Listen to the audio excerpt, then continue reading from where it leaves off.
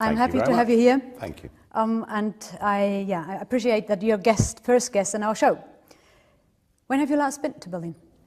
I was last here about 6 years ago, 7 years ago. 2010, I came to Berlin and there were a group of German activists from all different organisations held a conference, and they were talking about the Euro, the European Union, Germany, the future, where it was all going.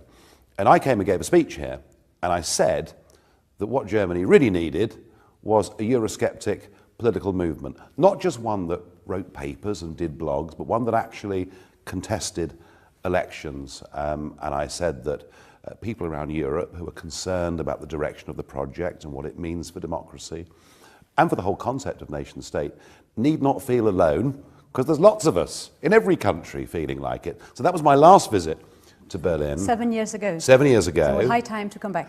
Well, yeah, not only high time to come back, because it's a great place to come to, but also what pleases me is that I come back and I find someone like you is putting themselves before the electorate. So whether my visit made any difference or not, I don't know, but I'm very pleased to be here.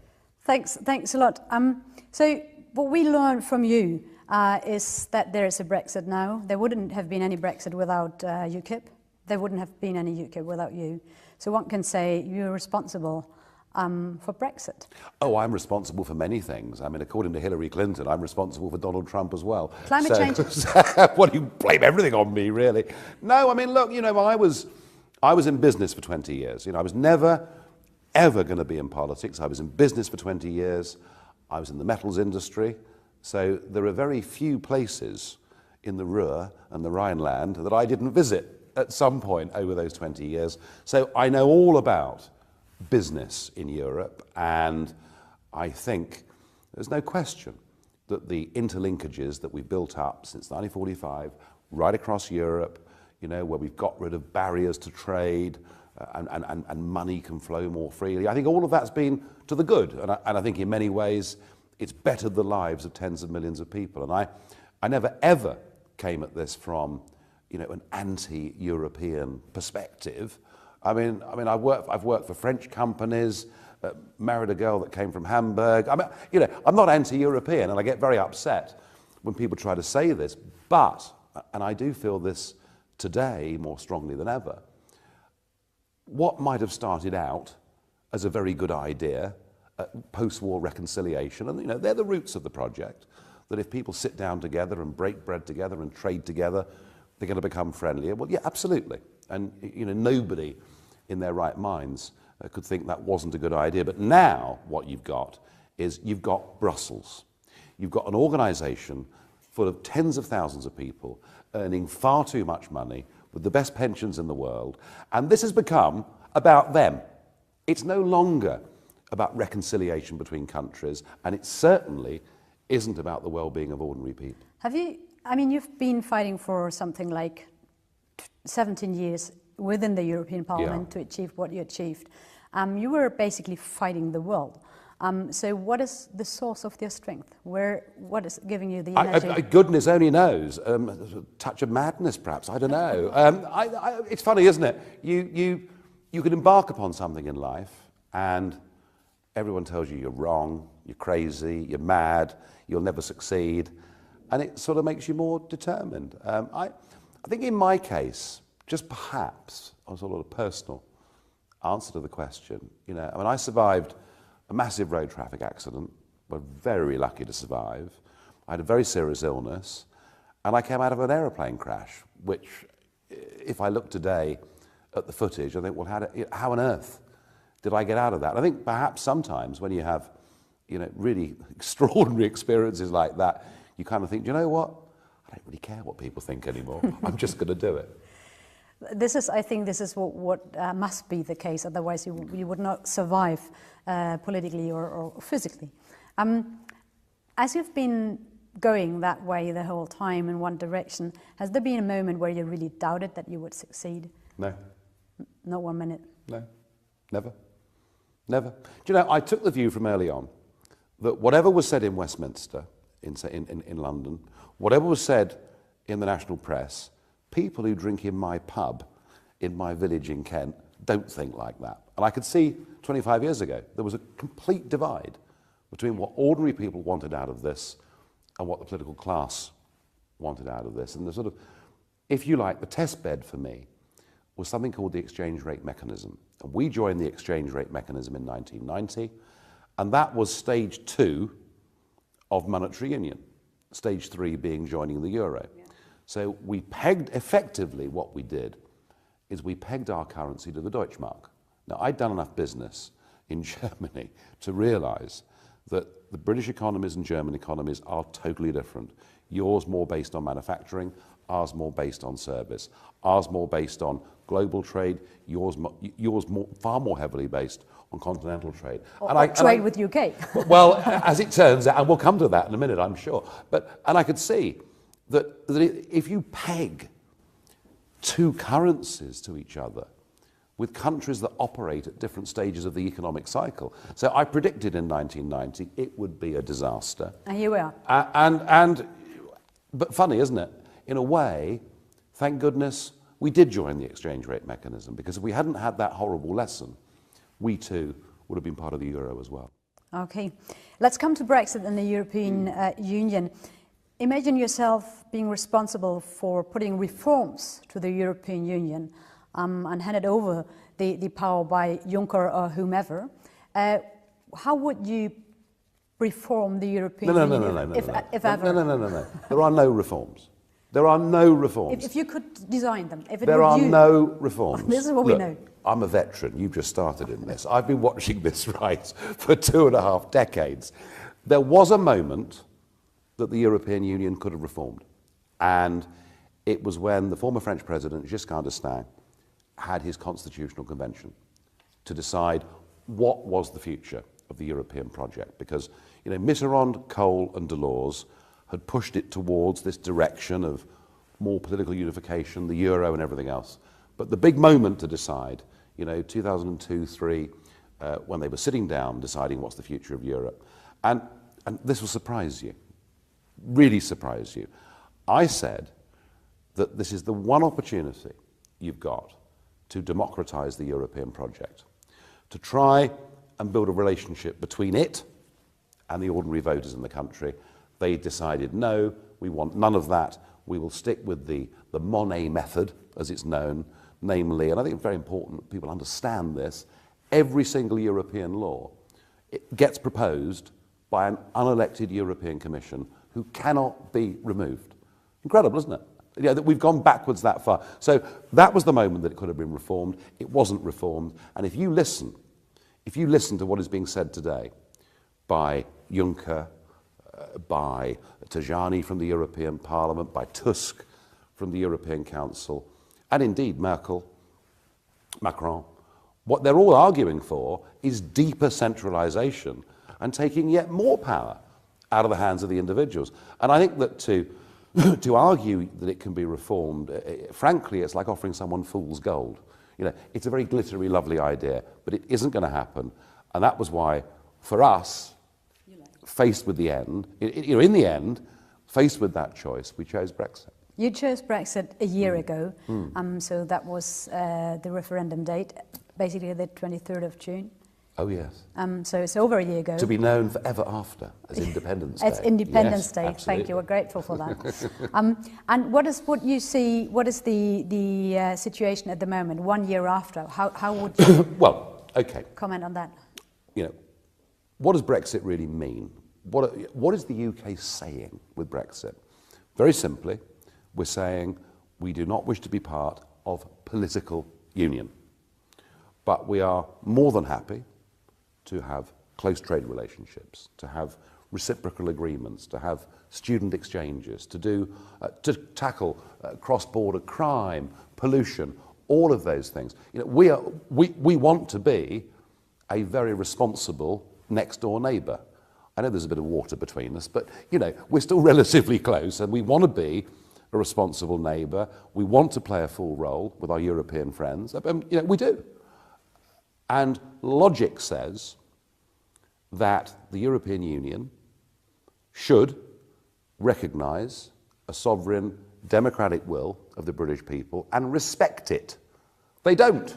They're not so close to democracy in Well, that's the general. point, isn't it? I mean, you get sort of Mr. Verhofstadt, who's the European Parliament's chief negotiator, deplores the decision. Mr. Juncker's right-hand man, Martin Selmayr, said last week, the British people are stupid. Well, you know, we're not very keen on being talked to like this. And that's getting in the way of something that I think is more important and more relevant to a German audience. And you know, here it is. The fact is that for Germany, the United Kingdom is a crucial marketplace. We have a trade imbalance with you of about 30 billion euros every year, and in some years, it's even bigger than that.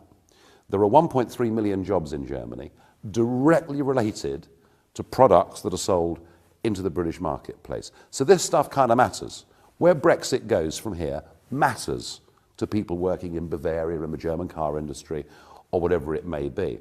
Now, we're the ones that are buying more from you than you are from us, and we're the ones saying, okay, let's just continue as we are. We're perfectly happy to have no tariffs, not to have those barriers, and to go on doing business. And my guess is that if we spoke to German companies and German workers, and probably the German trade unions, they would say, yeah, do you know what? This kind of makes sense. And yet, we have the election campaign going on. You had the head-to-head last week between Angela Merkel and my close friend Martin Schulz, and 20 million people watch it, and this doesn't even get discussed.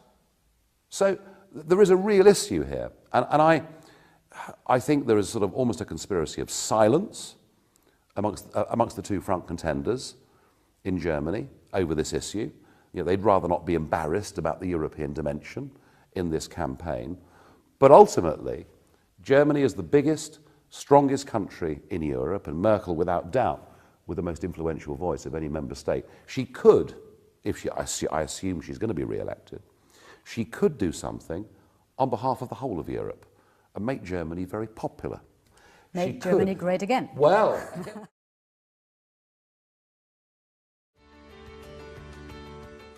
But I mean, here's an irony.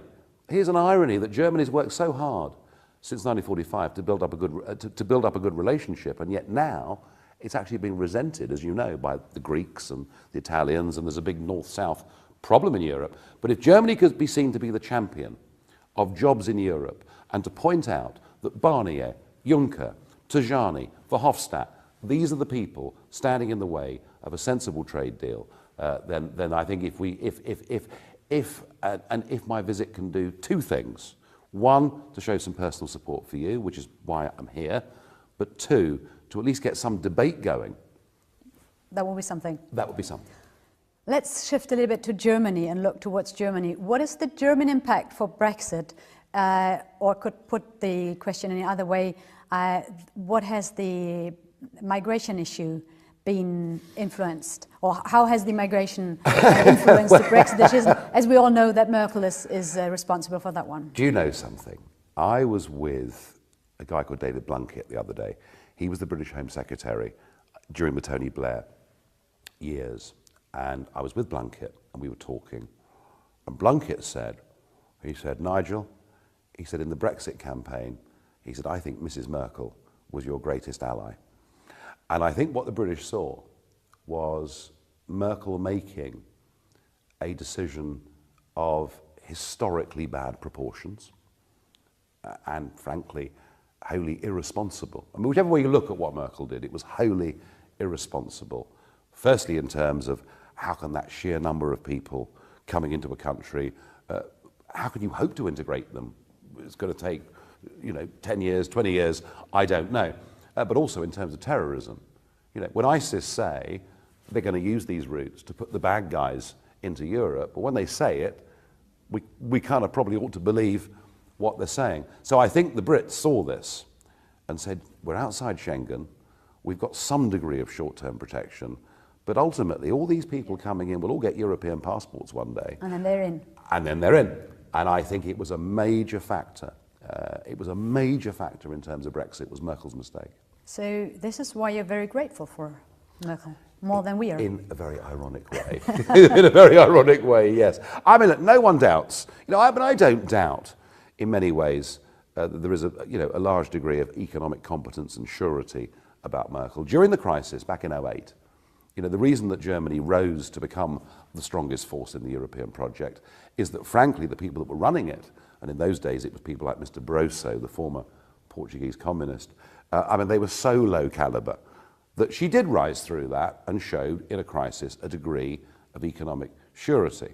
However, with her warm, loving embrace of the euro, I think at some point down the road, Germany is going to be in for a very terrible shock, because whilst you may be the richest in Europe, and whilst you may enjoy, comparatively good terms of trade with the rest of Europe, particularly good with us, the point is that at some point there could be a bust, and it could come in Italy or a country like that. And at some point in time, the Germans are going to be owed a very, very large sum of money by Mediterranean countries that in the end won't be able to pay it. So, as I say, on the face of it, Mrs. Merkel has been very competent. I wonder in 10 years' time what people will really think. Yeah, I think we will have that debate starting as of from now, maybe, hopefully. There's one other point I wanted to touch is talking about Germany and German history. At school, what even the smallest learn already is that the European Union means basically peace and fortune and everything like that. And so if you're a good German, you have to be in favor of the European Union. Do you think that for the reason of our history, we're forced to stick to the European Union? We have to support it because of German's history? Well, Germany has a difficult relationship with its modern history for fairly obvious and straightforward reasons. But I think you have at some point in time to examine what that proposition means, that the European Union means peace. Well, does it mean that it stopped Germany invading again across the Rhine? Was post-1945 Germany going to be a military threat to anybody? No. In a sense, it's quite an insulting proposition, isn't it? It's actually saying we have to have this European Union to protect Germany from itself. And I think it's a nonsense. I don't think there is zero prospect of Germany being an aggressive nation post-1945. Also, I would point people to that thinking that took place in 1920 with regards to the Balkans. Here we had a whole series of small states battling with each other for territory, shooting an archduke, leading to a catastrophic chain of events. And everybody in 1920, we've got the solution. What we'll do is we'll take away their national identities, we'll put them all together, we'll give them one currency, one leader, one flag, one anthem, one police force, one army, we'll call it Yugoslavia, it'll be peace forever. Well, in the last 25 years... Didn't really work out. It's broken down with catastrophic consequences. And I think the important thing for people to really understand is this, that mature democratic nation states never go to war with each other. Never go to war with each other. It's where there is an absence of democracy or a breakdown of democracy that these things go wrong. And so if there is a lesson, if there's a real lesson to be drawn for all of us from what's happened in the last 150 years, it is that provided states are controlled by the people and the leaders can be sacked at the next election, that actually is the recipe for Europe going forward and ultimately for peace. Yeah. Let's shift again and shortly talk about UKIP. So UKIP started off in 1993, years ago. Can you tell me a bit about the beginning? What was the biggest problem? Do you remember those days? Oh, remember them? I was in the room. I was there when we founded it. I was the youngest person in the room by 20 years, I think, and I was the baby, and, well, obviously, we have an electoral system in the United Kingdom that makes it just almost impossible for parties to come into politics and break through. We've had, over the last few decades, hundreds of attempts to set up new parties, and they've all failed. So the early days of UKIP really were very much the triumph of of optimism over reality. The difficulties were, our difficulties, quite interesting actually, there is a bit of a parallel to the way the AFD got started, in that the first leader that we chose was a university professor. And he's a clever bloke, and he could write good articles and give good lectures, but if you asked him to boil an egg, he probably wouldn't know what he was doing. He wasn't very practical. So, excuse me, we struggled with that. We found that hard. And I think, like all new political movements, you go through a series of splits and difficulties. And so it was hard. It took a very long time to get off the ground. But here's the delicious irony. The delicious irony is the way that UKIP did get off the ground was in elections to the European Parliament. Yeah, that's the irony of history. Because they were the first set of elections contested with a degree. And it has a different system. So it's a proportional system. That makes a difference. And it's funny, I'm looking at your party's prospects in these elections, and it's very significant that we're going to get, a voice of criticism and scepticism is going to get into the Bundestag with a good number of seats. And there was us, UKIP, the last general election. How many seats do you have in there? 4 million votes. 4 million years, 0 seats. And 1 seat. So it's been very difficult. Yeah. Very, very difficult. But as I say, ironically, the European system... You succeeded. We succeeded. And what we did was we shifted the centre of gravity of the national debate. We took subjects that nobody would talk about. We took subjects that people thought it was embarrassing to talk about, or even extreme to talk about. And we took those subjects and we put them right at the centre of the national debate. And if quite honestly, if I look back on that, it was quite an achievement. It wasn't easy, because when you take on the establishment, they come at you very viciously. It's been at times very nasty, but hey, it's been worth it. Time is nasty, so this is my last question. You're known that you're close to Donald Trump. Tell us, what is his current situation? Where is he in? Well, Trump was elected making a series of promises, and he wants to do his best to fulfill that series of promises. The difficulty is that whatever he does, he gets obstructed by judges, he gets obstructed by members of his own party in Congress, and I think in many ways it's been very frustrating for him. Very, very frustrating for him. I know this guy well enough to tell you that he absolutely wants to hold faith with his electorate. Isn't it refreshing? A politician who actually wants to do what he was elected to do. I mean, wow. I tell you what, he's one tough guy. He's one very, very tough guy. And you can read wall-to-wall criticism of him in the media or whatever it is, but he will do what he thinks is right. Ultimately, he is going to need to get some support from his own party. There are some fences, I think, there that do need to be mended. I will say this to you, I think the most important thing now for Trump is that he gets tax reform through Congress. And if he does that, and if tens of billions of dollars flow back into America, which are sitting overseas, he'll be able then to do his infrastructure program. Frankly, I think, given the opposition that's been shown to him, I think he's doing remarkably well. Thanks a lot, Nigel. Thank you. Thank you for coming.